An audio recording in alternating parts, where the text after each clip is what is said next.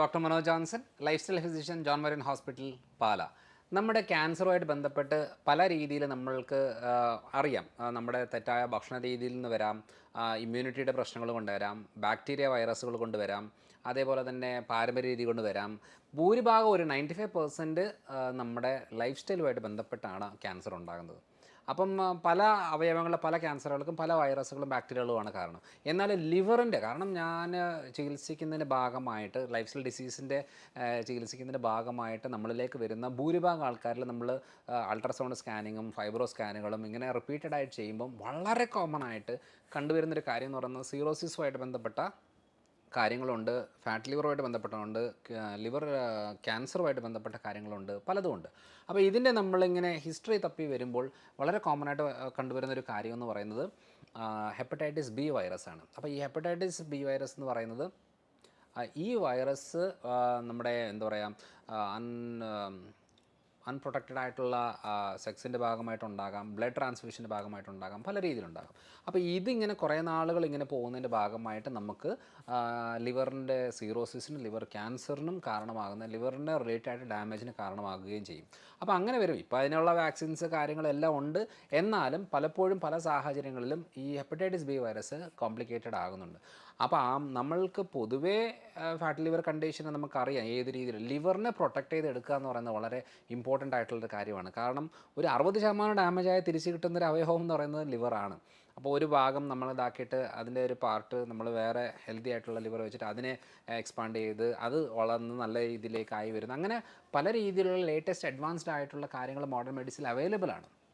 പക്ഷേ നമ്മുടെ ഓർഗൻസിനെ സംരക്ഷിക്കുക എന്നുള്ളതാണ് മെയിനായിട്ടുള്ള കാര്യം. അല്ലാതെ അവയവ മാറ്റത്തിനെക്കുറിച്ചും ഓർഗൻ ഡൊണേഷനെക്കുറിച്ചും ട്രാൻസ്പ്ലാന്റിനെ കുറിച്ചും സർജറിയെക്കുറിച്ചും മാത്രമാണ് ഇപ്പം ഭൂരിഭാഗവും ഡിസ്കഷനിൽ വരുന്നത്. കാരണം ലിവറിന് പ്രശ്നം വന്നു മാറ്റിവെച്ചു, ലിവറിന് പ്രശ്നം വന്നു ട്രാൻസ്പ്ലാന്റ് ചെയ്തു എന്നുള്ള രീതിയിലേക്ക് പോകുന്നത്. അങ്ങനെ പോകുന്നത് ഒരിക്കലും ഒരു സേഫായിട്ട്, അതായത് തീരെ നിവൃത്തിയില്ല, ലിവർ ഒരു രീതിയിലും റിക്കവറായി വരുന്നില്ല എന്ന് പറയുമ്പോൾ ഓക്കെ. പിന്നെ എപ്പോഴും നമ്മളിങ്ങനെ പോയ ഉടനെ ലിവർ കൊടുക്കാനായിട്ട് ആൾക്കാരൊന്നും അങ്ങനെ നിൽപ്പൊന്നുമില്ല.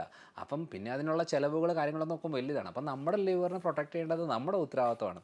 അപ്പോൾ ഇതിനകത്ത് നമ്മൾ ഈ പറയുന്ന മരുന്നുകൾ എന്തൊക്കെ കാരണങ്ങൾ കൊണ്ടാണ് നമുക്ക് ലിവർ ഡാമേജ് ഉണ്ടാകുന്നത് പറയുന്നത്, ഒന്ന് കാലങ്ങളോളം എടുക്കുന്ന മരുന്നുകൾ. അതിനകത്ത് നമുക്ക് സ്റ്റിറോയിഡുകളാവാം, ആൻറ്റിബയോട്ടിക്കുകളാവാം, കഷായങ്ങളാവാം, പലതരം ഗുളികകളാവാം, പെയിൻ കില്ലേഴ്സ് ആവാം, പല രീതിയിൽ ഇങ്ങനെ മരുന്നുകൾ മാസങ്ങളോളം കൊല്ലങ്ങളോളം എടുക്കുന്ന ആളുകളുണ്ട്.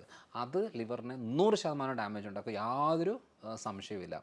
രണ്ടാമത്തെ കാര്യം എന്ന് പറയുന്നത് അമിതമായിട്ടുള്ള ഹൈ കാലറി ഫുഡുകൾ, അമിതമായിട്ടുള്ള ആഹാര രീതികൾ. പ്രത്യേകിച്ച് ഇപ്പം ഇറച്ചി മീൻ മുട്ടയൊക്കെ കഴിക്കുവാണെങ്കിലും ഇതിങ്ങനെ കനലിൽ വെച്ച് ചൂടാക്കി ഡ്രൈ ആക്കി എടുക്കുക കഴിയുമ്പോൾ ഇതൊരു കാർസിനോജനായിട്ട് അതിനകത്തെ കെമിക്കൽ കാർസിനോജനായിട്ട് കൺവേർട്ട് ആകുകയും അത് അടുപ്പിച്ചെടുക്കുന്ന ആളുകളിൽ ഈ പറയുന്ന ക്യാൻസർ റിലേറ്റഡ് ആയിട്ടുള്ള പ്രശ്നങ്ങളുണ്ടാകും. അതുകൊണ്ട് നമ്മളെ റിപ്പീറ്റഡായിട്ട് വറുത്ത ഫുഡുകൾ, അതായത് പുറത്തുനിന്ന് തന്നെ ഫുഡ് കഴിക്കുന്ന ആളുകളുണ്ട്. ഇവർക്ക് ഏറ്റവും കൂടുതൽ ലിവറിന്, വയറിനും കുടലിനും ലിവറിനുമാണ് ഡാമേജ് ചെയ്യാനായിട്ടുള്ള വരാനുള്ള ഏറ്റവും കൂടുതൽ സാധ്യതയുള്ളത്. അതുകൊണ്ട് റിപ്പീറ്റഡായിട്ട് വളരെ റിപ്പീറ്റഡായിട്ട് വറുത്ത എണ്ണയിൽ തന്നെ വറുത്തെടുക്കുന്ന ഭക്ഷണങ്ങൾ, മധുരസാധനങ്ങൾ, അതേപോലെ തന്നെ അമിതമായിട്ടുള്ള ടീ കോഫി, അതായത് ഒരു ദിവസം തന്നെ 4-5 ഗ്ലാസ് കുടിക്കുന്ന, ചായ കാപ്പി കുടിക്കുന്ന ആളുകളുണ്ട്. ഉറപ്പായിട്ടും ലിവറിനും കുടലിനും ഡാമേജ് വരും. കാരണം അതൊരു അളവ്, ഒരു 2 ഗ്ലാസ്സൊക്കെ മാക്സിമം കുടിക്കുന്നത് ഹെൽത്തി ആയിട്ടുള്ള ശരീരത്തിന് ഓക്കെയാണ്. ഇല്ലെങ്കിൽ ഉറപ്പായിട്ടും ലിവറിനും കുടലിനും ഡാമേജ് വരുന്നതാണ്. പിന്നുള്ള കാര്യം എന്ന് പറയുന്നത് മദ്യപാനവും പുകവലിയും. പുകവലി വരുന്നത് എങ്ങനെയാണെന്ന് വെച്ചാൽ, നമ്മുടെ ഈ പുകവലി എന്ന് പറഞ്ഞാൽ ബ്ലഡ് വെസൽസിലേക്ക് ഡയറക്റ്റായിട്ട് കയറുകയാണ്. ഇതിൻ്റെ ഈ വിഷാംശങ്ങളെല്ലാം വന്ന് അടിഞ്ഞുകൂടുന്ന സ്ഥലം എന്ന് പറയുന്നത് ലിവറാണ്. ലിവറിന് താങ്ങുന്നതിന് പരിധികളുണ്ട്. ഒരു പരിധി കൂടുതൽ ലിവറിന് താങ്ങത്തില്ല. ഇപ്പുറ സൈഡിൽ നിന്ന് മദ്യം, ഇപ്പുറ സൈഡിൽ നിന്ന് പുക, ഇപ്പുറ സൈഡിൽ നിന്ന് മരുന്നുകൾ, ഇപ്പുറ സൈഡിൽ നിന്ന് ഹൈ കാലറി ഫുഡ്, ചീത്ത ഭക്ഷണങ്ങൾ, ഇതെല്ലാം കൂടെ ഒരു ലിവറല്ലേ ഇത് താങ്ങേണ്ടത്. അപ്പോൾ ലിവറിനെ പ്രൊട്ടക്റ്റ് ചെയ്യേണ്ടത് നമ്മുടെ ഒരു ഉത്തരവാദിത്തമാണ്. പിന്നെ മെയിനായിട്ടുള്ള കാര്യം എന്ന് വെച്ചാൽ ലിവറിന് ഭാഗമായി ഡാമേജ് വരുന്ന കുറച്ച് രോഗങ്ങളുണ്ട്. ഈ ടൈഫോയിഡ്, ജോണ്ടിസ്, മലേറിയ, ഈ പറയുന്ന കാര്യങ്ങൾ.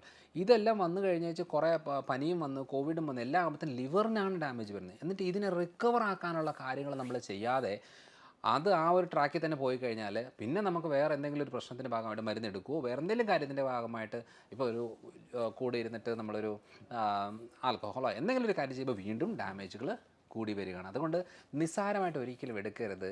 ഇത് ബാക്ടീരിയകളുടെ ഭാഗമായിട്ടും വൈറസുകളുടെ ഭാഗമായിട്ടും പലതരം പനിയുടെ ഭാഗമായിട്ടും രോഗങ്ങളുടെ ഭാഗമായിട്ടും അമിതമായിട്ടുള്ള ഭക്ഷണങ്ങളുടെ ഭാഗമായിട്ടും മരുന്നുകളുടെ ഭാഗമായിട്ടും പല കാരണങ്ങൾ കൊണ്ട് ലിവറിന് ഡാമേജ് വരും. അതിനകത്ത് ഹെപ്പറ്റൈറ്റിസ് ബി വൈറസ് എന്ന് പറയുന്നത് വളരെ ഡേഞ്ചറസ് ആയിട്ടുള്ളൊരു കാര്യമാണ്. പക്ഷേ അത് നമുക്ക് ഹാൻഡിൽ ചെയ്ത് മാനേജ് ചെയ്ത് മെഡിസിൻസും വാക്സിൻസും എല്ലാം അവൈലബിൾ ആയതുകൊണ്ട് നമുക്ക് കുഴപ്പമില്ല. ഇനിയിപ്പോൾ ഒരാൾക്ക് കണ്ടുപിടിച്ചു എന്ന് പറഞ്ഞാൽ അവരുടെ ഫാമിലിയിൽ മറ്റൊരാളുകളിലേക്ക് അതെങ്കിൽ ഹസ്ബൻഡ് ഉണ്ടെങ്കിൽ വൈഫിനാണെങ്കിലും അത് വാക്സിൻ എടുത്തിട്ട് മാനേജ് ചെയ്ത് പോകാനുള്ള ഓപ്ഷൻസ് നമ്മളിപ്പോഴത്തെ കാലഘട്ടത്തിൽ ഉണ്ട്. അതുകൊണ്ട് നമുക്കത് സേഫാണ്. എന്നാലും ഡാമേജ് വരുത്തി നമ്മൾ അതിൻ്റെ പുറകെ ട്രീറ്റ്മെൻറ്റ് പുറകെ നടക്കുന്നതിനെക്കാട്ടിലും ലിവറിനെ പ്രൊട്ടക്റ്റ് ചെയ്ത് പോകുന്നതാണ്. അതായത് അവയവദാനത്തിനല്ല നമ്മൾ പ്രൊമോട്ട് ചെയ്യേണ്ടത്, അവയവ സംരക്ഷണത്തിനാണ് നമ്മളിത് പ്രൊമോട്ട് ചെയ്യേണ്ടത്. അതിന് ഈ മെത്തഡുകൾ, ഈ പറയുന്ന കാര്യം കൺസേൺ ഒക്കെ നമ്മൾ നോക്കിയാൽ മാത്രം മതി. അപ്പോൾ അടുത്തൊരു വീഡിയോ ആയിട്ട് വരാം. ബൈ.